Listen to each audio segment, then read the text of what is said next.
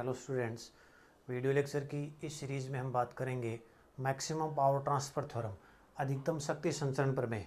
इसका स्टेटमेंट ये है कि मान लो कोई विद्युत परिपथ है, तो विद्युत परिपथ में अगर लोड प्रतिबाधा और स्रोत की आंतरिक प्रतिबाधा परस्पर संयुग्मी हो, कॉन्जुगेट हो, तो स्रोत से लोड को संचित शक्ति है उसका मान क्या होगा? अधिकतम। कैसे होगा? प्रूफ करते हैं हम इसका प्रूफ। फॉर एग्जाम्पल हम एक कोई नेटवर्क कंसिडर कर लेते हैं। एक कोई नेटवर्क है जाल, एन कोई नेटवर्क है और इसमें एक लोड प्रतिबाधा लगी हुई है ZL, ए और बी के बीच में। ठीक है, इसकी इक्विवेलेंट में थेवेनिन अगर सर्किट बना लूँ तो उसमें ई इक्विवेलेंट और जेड इक्विवेलेंट है वो किस में होंगे? सीरीज में। ई इक्विवेलेंट और जेड इक्विवेलेंट सीरीज में हो गए।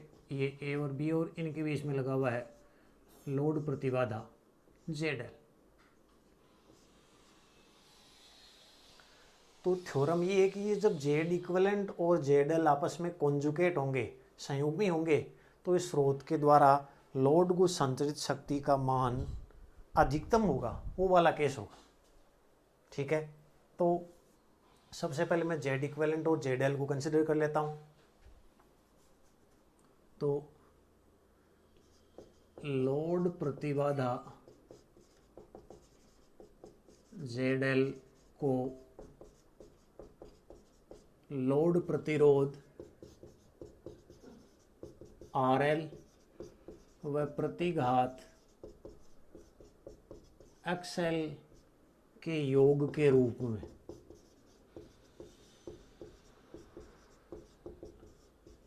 लिखने पर, यानी प्रतिबाधा है ZL, उसको हम प्रतिरोध RL और प्रतिघात के सम के इक्वल लिखा जाएगा। या साइन आएगा आयोटा, यानी ZL इक्वल टू हो गया RL प्लस आयोटा XL। ये इसका रियल पार्ट हो गया, ये कौन सा पार्ट हो गया? इमेजनरी। इसको इक्वेशन दे दूँ फर्स्ट।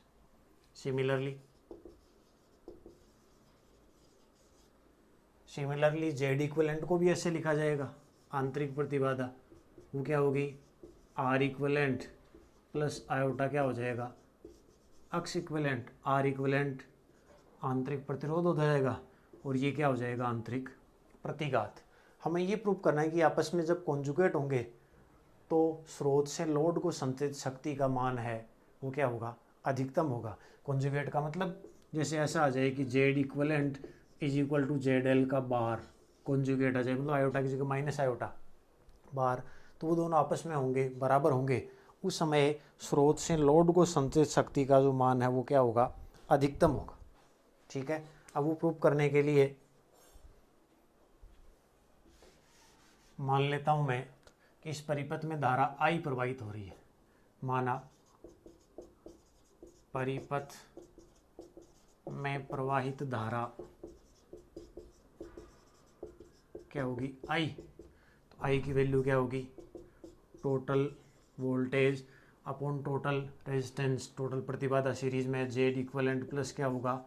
ZL, यानी ई इक्विवेलेंट अपॉन जेड इक्विवेलेंट की value R equivalent plus iota X equivalent plus ZL की value RL plus iota XL, यानी I की वैल्यू है वो क्या आ जाएगी?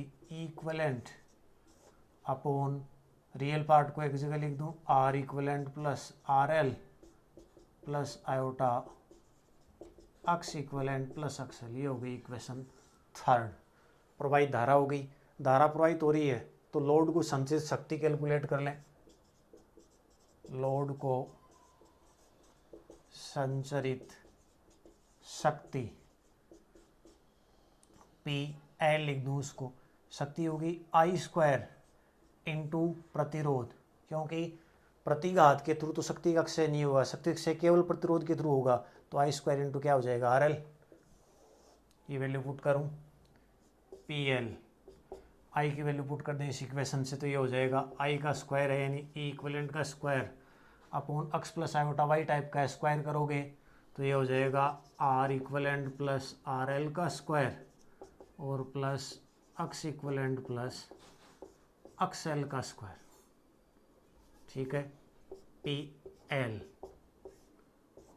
इनटू मल्टीप्लाई में क्या होगा, आर एल। यहाँ हम लिख देंगे यूजिंग इक्वेशन थर्ड।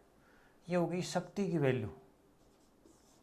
शक्ति की वैल्यू को मैक्सिमाइज करना है तो एक तो आर इक्विवेलेंट और आर एल पे डिपेंड करेगा, एक अक्स इक्विवेलेंट और अक्स एल पे डिपेंड करेगा। पहले एक बार आर इक्विवेलेंट और आर एल को अगर मैं नियत मानूं, आर इक्विवेलेंट व आर एल के नियत मान के लिए अधिकतम मैक्सिमम शक्ति संचरण हेतु, इसका मतलब ये आपने कांस्टेंट मान लिए तो ये डिपेंड इस पे करेगा। इसकी वैल्यू मैक्सिमम होने के लिए ये क्या होना चाहिए, मिनिमम। और स्क्वायर टर्म है तो मिनिमम वैल्यू क्या हो सकती है इसकी, 0। यानी अक्स इक्विवेलेंट प्लस अक्स एल क्या होना चाहिए, 0। या कह दूं अक्स इक्विवेलेंट इज इक्वल टू क्या आ गया, माइनस अक्स एल। तो एक कंडीशन तो ये आ गई अपने पास मैक्सिमम होने के लिए कि X equivalent is equal to minus X L. Minus sign का मतलब ये हो गया कि ये कॉन्जुगेट संयुग्मी हो गए, मतलब अगर ये धारती है तो ये प्रतिघात हो जाएगा और ये धारती है तो ये क्या हो जाएगा, प्रतिघात हो जाएगा। ये तो डिपेंडेंस आ गई अक्स की। अब हम चेक करते हैं इसके लिए। तो समीकरण 4 और 5 से पी एल क्या आ जाएगा, इक्विवेलेंट स्क्वायर आर एल, ये तो क्या हो गया 0, नीचे क्या आ गया R equivalent plus R L का क्या हो जाएगा स्क्वायर। अब डिपेंडेंस आ रही है आर एल और आर इक्विवेलेंट पे। अब हम ये माने कि इसको मैक्सिमाइज करना है तो अब डिपेंडेंस है वो आर पे डिपेंडेंस हो रही है। तो इसको मैक्सिमाइज करने के लिए मैं ऐसा मान लूँ, यदि आर इक्विवेलेंट नियत हो तो पी मैक्सिमम के लिए, क्योंकि इसकी जो डिपेंडेंस है वो दो पे तो आ रही है ना, आर इक्विवेलेंट और आर एल पे। एक को अगर नियत मान लिया तो इसका मतलब डिपेंडेंस इस पे है।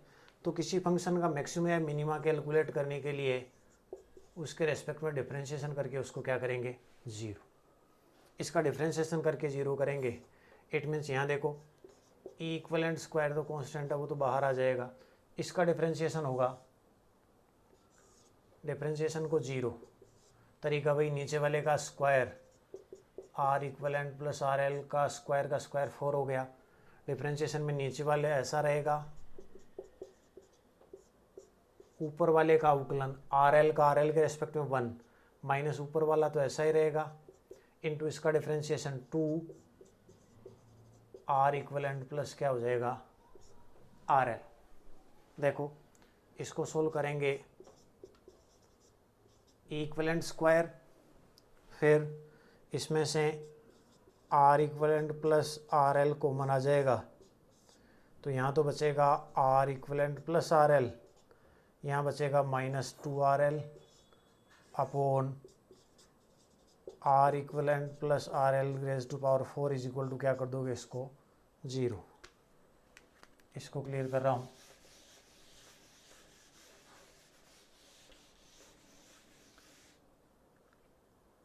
इसको 0 के इक्वल करोगे, एक पावर कैंसिल हो जाएगा, यानी बचेगा equivalent square R equivalent minus R L upon R equivalent plus R L का whole cube is equal to 0। ये 0 आ रहा है मतलब डिनोमिनेटर तो 0 हो नहीं सकता, फिर इक्विवेलेंट भी 0 नहीं है क्योंकि इक्विवेलेंट सोर्स से नहीं होगा तो इसमें करंट फ्लो होगी नहीं। इसका मतलब 0 क्या हो सकता है, R equivalent minus R L is equal to 0, यानी आर इक्विवेलेंट की वैल्यू किसके बराबर आ गई, आर एल के इक्वल। इसको मैं इक्वेशन दे दूँ, कितनी इक्वेशन नाम दी थी इसको, जैसे फॉर एग्जांपल इसको नाम दे दूँ मैं 5 या 6 दे देता हूँ। जबकि इससे पहले हमने जो कंडीशन कैलकुलेट की थी उस कंडीशन में क्या आ रहा था, पहले वाली जो 4th इक्वेशन थी वो थी x equivalent is equal to minus का अक्स एल। इसको मैं जैसे मैंने इक्वेशन को शायद नाम दिया 4। अब इन दोनों इक्वेशन को मैं कंबाइंड करूं,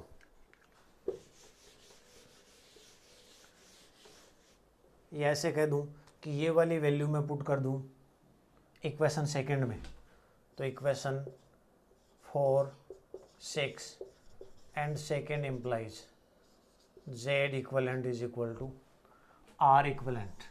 आर इक्विवेलेंट की जगह क्या आ जाएगा R L plus iota, X equivalent की जगह क्या आ जाएगा माइनस एक्सएल, तो माइनस का एक्सएल यानी जेड इक्विवेलेंट क्या आएगा R L minus iota XL. ठीक है, इसको इक्वेशन दे दूं मैं 7।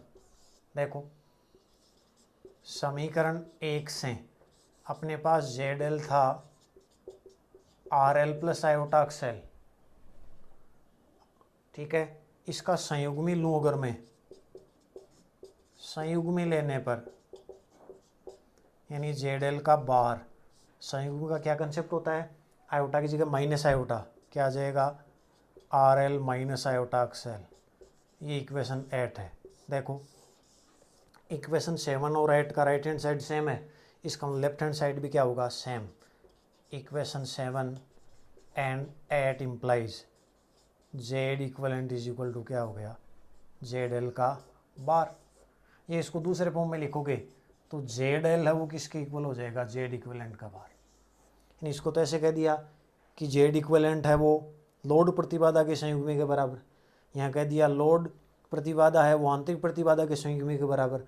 कुल मिला के फाइनल निष्कर्ष ये निकला कि जब लोड प्रतिबाधा और स्रोत की आंतरिक प्रतिबाधा परस्पर संयुग्मी होगी तो स्रोत से लोड को संचारित शक्ति का मान अधिकतम होगा।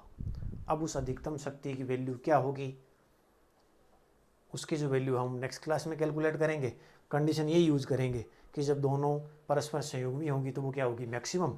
ये वाली वैल्यू हम जो शक्ति का फॉर्मूला हमने लिखा था वहाँ पुट करेंगे तो वहाँ से किसकी वैल्यू मिलेगी अपने को अधिकतम शक्ति की। इस क्लास के लिए हम इतना ही पढ़ेंगे। धन्यवाद।